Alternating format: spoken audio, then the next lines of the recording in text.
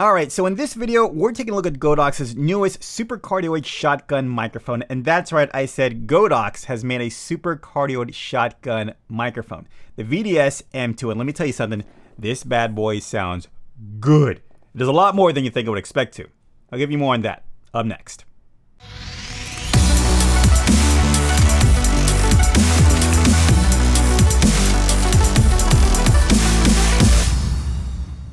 Hey guys, what's going on? It's Slow Flow Nose Tech, checking out some cool gear and giving you my honest thoughts about it. All right, so the Godox VDS-M2, that's a lot of letters for a really powerful shotgun microphone. Now, normally the thing is with these shotgun microphones, these things are dedicated for just putting on top of a camera. But Godox has done something where, okay, first of all, it has no business sounding this good, but at the same time, it's got like a plethora of different uses and varieties. I know it's a microphone. It should just record voices, but you'll see further on in the video what I'm talking about. Before we get into that, let's just look at the main features of this microphone. Number one, supercardioid directivity. Of course, that means it's super directional. It's just gonna catch what's going on and very little in the back. Next thing, adjustable gain control. You can adjust the gain of your microphone on the microphone. It's got a high pass filter as well to take out those low rumbling ends, and also, well, broadcast quality sound. This is verifiable. And the last thing, a shock absorbing bracket. And we're not going to do an open box because I already took it out of the box. You know how difficult it is trying to test this stuff out and then try to pack everything into it? It doesn't work. All right, so let's take a look. Here we go. This is everything that comes with the Godox microphone. Number one, you've got the microphone set right here. You get a really cool looking shock absorber where I feel like I'm gonna steal this, and you know, if it's not gonna be for this, I'm gonna use it for something else. You've got a pop windscreen, and of course you have your accessories that come with it.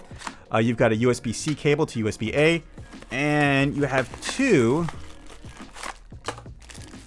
you've got two stereo out cables. So you have one that goes, this is for your smartphone, and then you have one for recording devices directly. So now that we've got the accessories out of the way, let's actually take a look at the microphone itself. And here you go.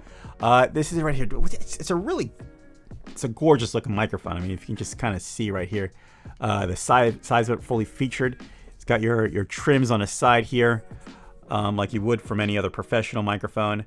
USB-C port on the side for charging. You've got different connections here, and you have a stereo out here for either headphones or stereo recording, depending on the connection you're going to be doing as well. All right, so let's go further into the look of this microphone. At the very bottom here, we have our gain control dial where we can go from 1 all the way to 15. This controls mainly when you're connected to like a stereo out source, or recording to a stereo out source recorder, such as like a Zoom H1, and you can go from 1 to 15. I found out when I connect this through a USB-C as a microphone for my computer. Yes, you can use this for a microphone as your computer using USB-C. When I turn this, either way, it changes it very slightly. So just keep that in mind. All right, next we have our power button. If you just hold it on, it'll turn on. I see right there from the green light. You have your power button. If you click it again, it goes to your presence boost and a low cut. You press it again, turn it off. Then you have your high pass filter at 75 and 150. Press it for 75 and again for 150 and again off. In our further test, we'll go further. I'll give you a test on that. And then at the very top, you have your negative 20 decibel drop for loud sources, so you're not crashing a mic. And then you've got, man, I think this is like the dark horse, the steal of the show for this microphone. You have a 2-level recorder on this microphone, meaning that when it's engaged, the first track or your left track from your stereo track, it'll record at the volume you're normally recording at. It also spit out a second track on the right channel of your stereo track as a 20 decibel less track. So you can have 2 tracks recording at the same time on a recorder or on the camera, and your left track will be your normal level track, and the right channel track will be the 20 decibel less track. So if you're crashing a mic again, you can always recover that audio from the lower one.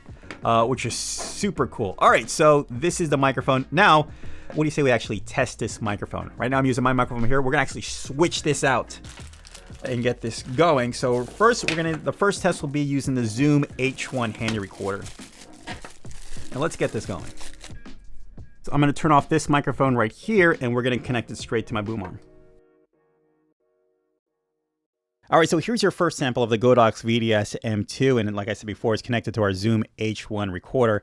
And I got to tell you something. When I first took this out of the box and I, I'm like, all right, well, let's see what this thing sounds like. And I connect to my recorder and I listen to it in my playback and my computer was like, holy, like, man, this thing sounds way better than I would expect, especially from a microphone that's meant to come on top, that's supposed to go on top of your camera, right? So, all right, so let's just go through the features of what this microphone can do. Right now, everything's flat, and this is what it sounds like as a flat microphone with nothing on it. Now we're going to engage the presence boost on it. All right, and there we go. Now this is what it sounds like with the presence boost engaged. And of course, when the presence boost is engaged, you get a little more clarity on the top end to have your voice kind of cut through whatever noise may be happening in the background. All right, so that's the example of a presence boost.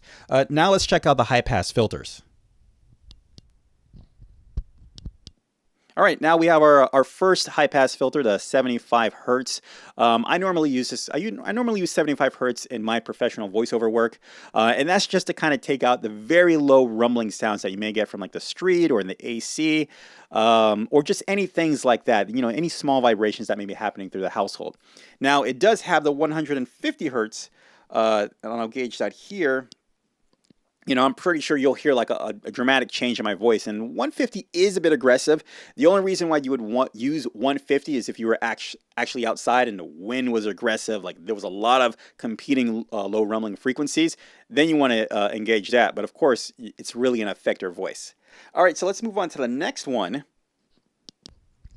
All right, and now we have the negative 20 decibel pad, so we'll do that, and automatically, It's cutting my voice by 20 decibels. And I'm just going to try to talk a little louder here so it can be a little more intelligible. Or I could just lift it up and post in there. All right. So now I have I forgot what it's called, but I'll put it on the screen right here. But basically, this is the dual recording one, where in the left channel, it records your normal, whatever you have it recording at normally. And on the right channel, it has your duck of negative 20 decibels on the right channel, which is phenomenal. I mean, the fact that this microphone actually does that, it gives you an option, and you kind of have like that extra layer of safety, whatever you're doing, whether it's outside or doing videos like this, or maybe you're like using it as a gaming microphone. I don't know. The fact that you can actually be loud, but still save it and not kind of like crush it is pretty cool.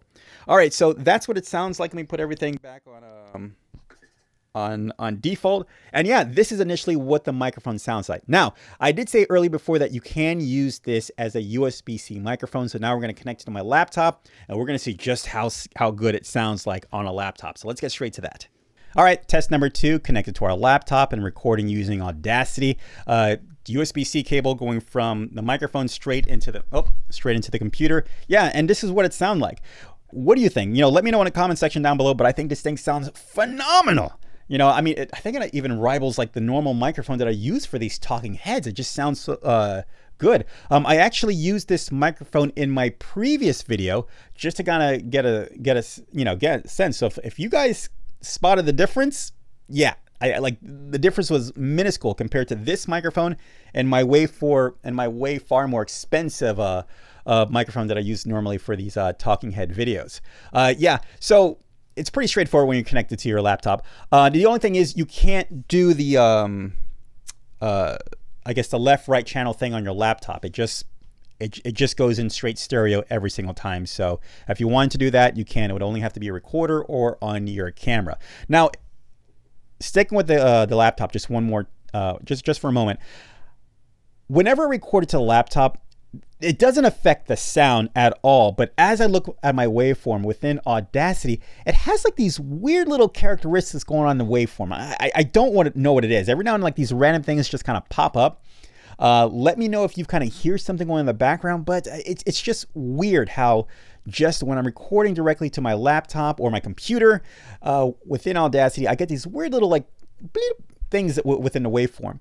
It doesn't look like that when I record on my recorder and then I bring that file into my audio suite or recording software such as Audacity, but it's only when I record directly to that. So I mean, I'm just putting it out there. It really doesn't affect the audio. Definitely not saying anything against the microphone, but I just want to be clear that there's something there. All right. So with that being said, it's time to actually connect this bad boy to a camera and see what that sounds like. So let's move on to that right now. All right, so this is what it sounds like connected to my camera. Just to let you know, I'm using a Canon R6, so it's using the preamps of the R6. And let me see if I can show you right here, but it's actually showing, I'm not sure, but it's actually showing the one regular level and then the other 20 decipad level right there. And yeah, so again, this is what it sounds like. Like I said before, from all my tests, this thing sounds great. Fantastic, really presency sound. You know, it'll be an awesome camera for blogging, awesome camera for talking heads, awesome camera for just chit-chatting on Zoom or whatever. Man, even awesome as a boom like as I've used before. It actually has that range and a distance, so you can get like still like a full great sound. Even if the microphone's not really on top of your mic. It's really very much a directional mic that you can just place within distance and just talk. All right, so this is my short example of what it sounds like indoors. Let's give a really quick example of how this sounds outdoors. Let's go. All right, so here's the outdoor test. There's a nice little breeze passing by. There's probably some AC buzzing in the background. Now we're gonna, go through the paces and see what the low cut can do when it comes to this microphone. So let's engage those things right now. Right now, everything is set to default. So let's go with first. All right, so now we have the presence booth with the low cut, or with a slight roll off in the low end, engaged right now. And this is what it sounds like when we're outside with that feature engaged. Now let's move to the 75 and 150 low cut, or high pass, whatever you want to call it. All right, this is what it sounds like with the 75 on. The wind just died down a bit, but again, we have like an AC rumble happening in the background there. And now I'm going to engage it to 150.